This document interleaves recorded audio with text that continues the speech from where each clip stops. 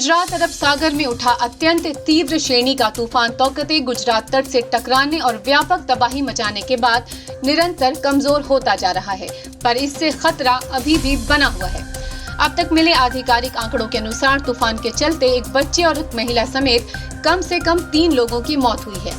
अनाधिकारिक सूचनाओं के अनुसार ये संख्या कम से कम 10 है।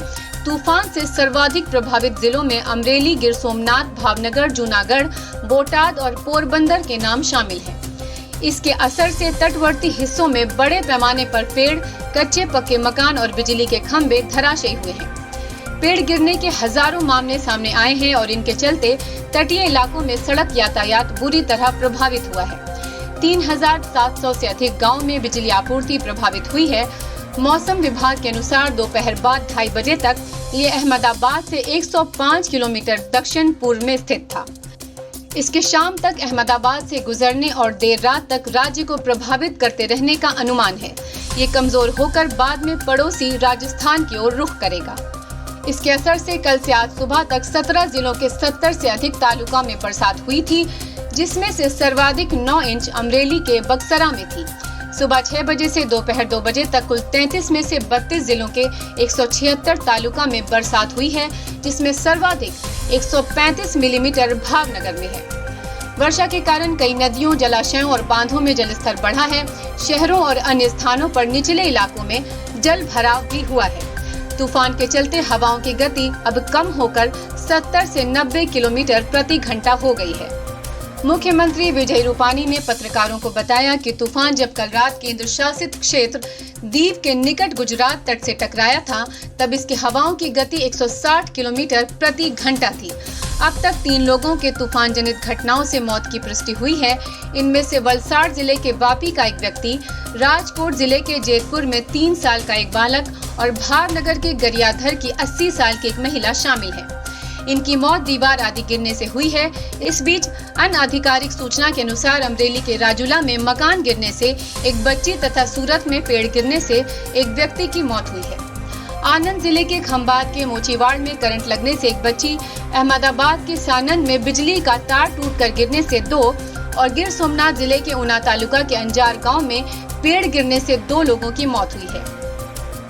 रूपानी ने बताया कि पेड़ आदि गिरने से 196 रास्ते बंद थे। तूफान निरंतर कमजोर हो रहा है, पर कल सुबह तक इससे पूरी तरह सतर्क रहने की जरूरत है। सरकार तूफान संबंधी बचाव कार्य की निरंतर निगरानी कर रही है। नुकसान के आंकलन के लिए सर्वे भी किया जा रहा है। बताया जाता है कि देर शाम तक ये और कमजोर होकर तीव्र दबाव के क्षेत्र में परिवर्तित हो जाएगा। इस बीच राज्य के ऊर्जा मंत्री सौरभ पटेल ने बताया कि प्रभावित क्षेत्रों में 123 विद्युत सब स्टेशन बंद हैं। 3748 गांवों में बिजली की आपूर्ति ठप हुई थी, जिनमें से 1115 में इसे ठीक कर लिया गया। 122 कोविड अस्पतालों में भी बिजली की आपूर्ति ठप हुई थी, जिनमें से 66 में अभी भी ये प्रभावित है। 9000 किलोमीटर बिजली लाइन क्षतिग्रस्त है। तूफान कल रात भावनगर और गिर सोमनाथ जिलों के बीच गुजरात तट से टकराया था। इससे पहले एहतियाती तौर पर 2 लाख लोगों को 840 तटीय गांव से 2000 से अधिक सुरक्षित आश्रय स्थलों में स्थानांतरित किया गया था। 19,000 से अधिक मछुआरा नौकाओं को समुद्र से वापस बुला लिया गया था।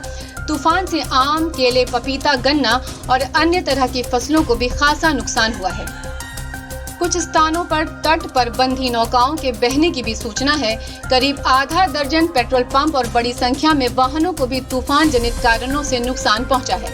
वहीं मुंबई से 175 किलोमीटर दूर हीरा ऑयल फील्ड्स के पास तौकते तूफान के कारण फंसा भारतीय जहाज P305 समुद्र में डूब गया है, जिसमें कुल 273 कर्मी मौजूद थे। भारतीय नौसेना ने इसमें से 146 को बचा लिया। इसी जगह एक और भारतीय जहाज फंसा हुआ है, जिसमें सवार लोगों को बचाने के लिए INS कोलकाता को भेजा गया है। बताया जा रहा है कि इसमें 137 लोग सवार हैं। इनमें से 38 लोगों को सुरक्षित निकाल लिया गया है। गुजरात से डॉक्टर जगत सिंह राजपूत की रिपोर्ट।